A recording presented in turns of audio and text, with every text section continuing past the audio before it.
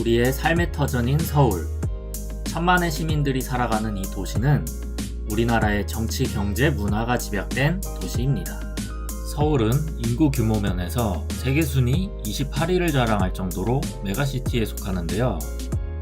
대한민국의 수도이자 중심 도시인 서울은 대외적으로도 우리나라를 대표하는 도시이기도 합니다. 2019년 기준 대한민국을 방문한 외국인은 약 1,700만 명으로 그중 76%가 서울을 방문했을 정도로 서울은 대한민국의 대표 관광도시라고 할 수 있습니다. 서울을 찾아온 외국인들이 가장 신기해하는 부분은 현대와 전통의 극단적 공존이라고 합니다.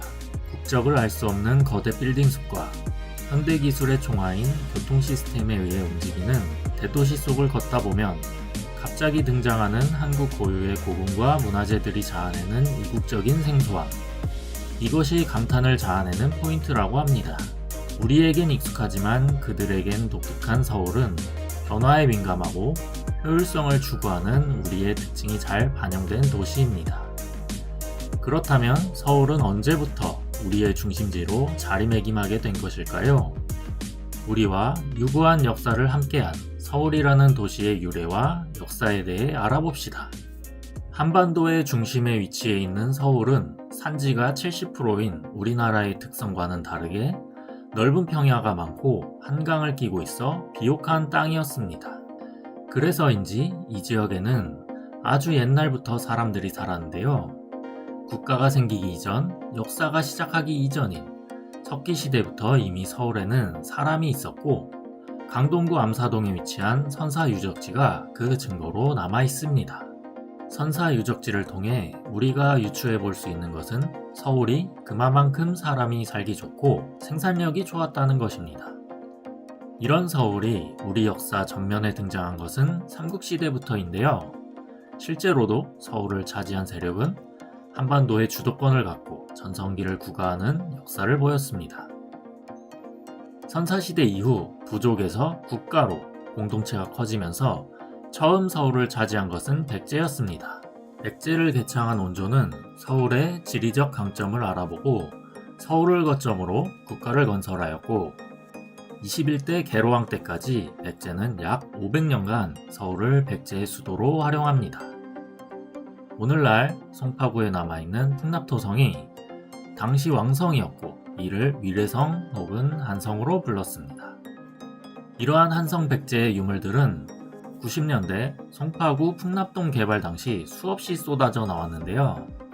올림픽공원에 위치한 한성 백제 박물관에 가시면 전시되어 있는 수만 점의 유물을 통해 그때의 모습을 어느 정도 가늠해 보실 수 있습니다. 백제 이후 서울을 차지한 것은 고구려였습니다. 현재 주류 학설은 아니지만 서울이라는 단어의 유래에 대한 가설로 바로 서울이 고구려의 수을에서 발생되었다는 설인데요. 여러 중국 문헌상 수도를 의미하는 수도경으로도 사용해왔다는 것을 확인할 수 있었고 이것이 현대의 서울로 변천되었다는 가설입니다. 삼국시대 최후의 승자였던 신라는 진흥왕 때에 한강 유역을 장악하면서 서울 지역에 신주를 설치하였고 선덕왕 때에는 서울 지역을 한산주로 개칭, 이후 신라가 삼국을 통일하고 전국을 구주로 나누게 되면서 경덕왕 때에는 한산주를 한주로 고치게 됩니다. 삼국을 통일한 신라가 서울 지역을 수도로 사용하지는 않았지만 현재 서울의 유래에 관한 학계의 주류 가설은 신라 때 유래된 것으로 보고 있습니다. 신라의 혁거세 왕이 나라를 세우고 국호를 설화벌 또는 서벌, 사라, 사로라고 정했고 시간이 흐르면서 뜻이 도읍을 의미하는 단어로 바뀌게 되었습니다.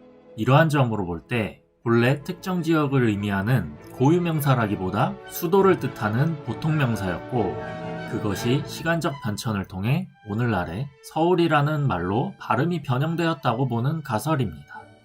지금까지 알아본 서울의 지명에 대한 가설들은 현재 삼국시대에 관한 자료들이 많이 남아있지 않은 상황이기 때문에 가설의 영역으로만 남아있는 상태입니다. 고려시대에 들어오면서 서울 지역은 초기에는 양주로 불렸는데요. 그 후 문종 때 남경으로 승격되었다가 원간섭기인 충렬왕 때 다시 개편되어 한양부로 바뀌게 되었습니다. 이후 조선이 건국되면서 한양을 수도로 정하게 되었고 오늘날까지 우리나라의 수도로서 자리매김하게 됩니다. 서울의 유래에 대한 일화는 조선시대에도 있었는데요. 종로구 무학동에 있는 인왕산 선바위 속설이 그것입니다.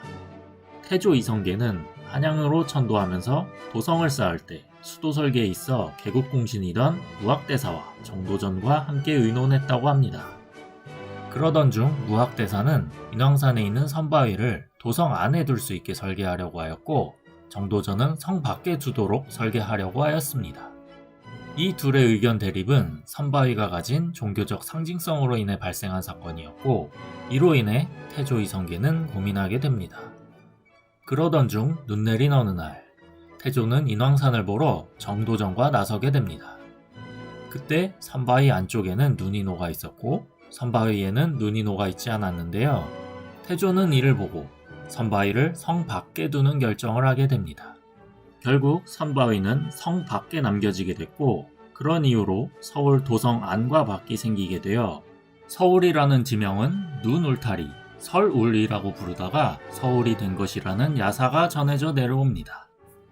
조선시대 서울 한양의 정식 명칭은 한성부였습니다.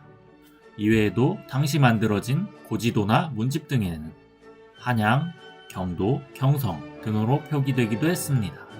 그러나 일제강점기에 접어들면서 한성부가 경성부로 개칭되었고 경기도에 예속된 하위 관청으로 격하되었습니다.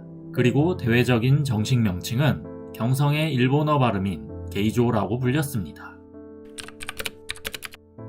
물론 경성이라는 단어는 원래 삼국시대부터 고려와 조선에 이르기까지 널리 쓰였던 것이나 이를 계기로 경성은 일제강점의 색채가 가미된 단어로 변하게 되었습니다. 해방 직후 서울은 서울, 경성, 한성 등 혼재된 이름으로 사용되었습니다.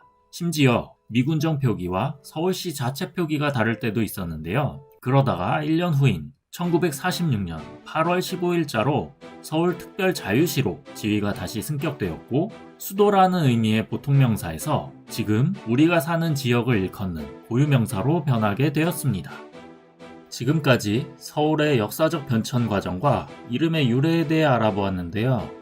다음 시간에는 현재 우리나라를 찾는 관광객들의 필수 코스, 조선의 궁들과 조선은 어떤 의도를 가지고 서울을 디자인했는지 알아보겠습니다.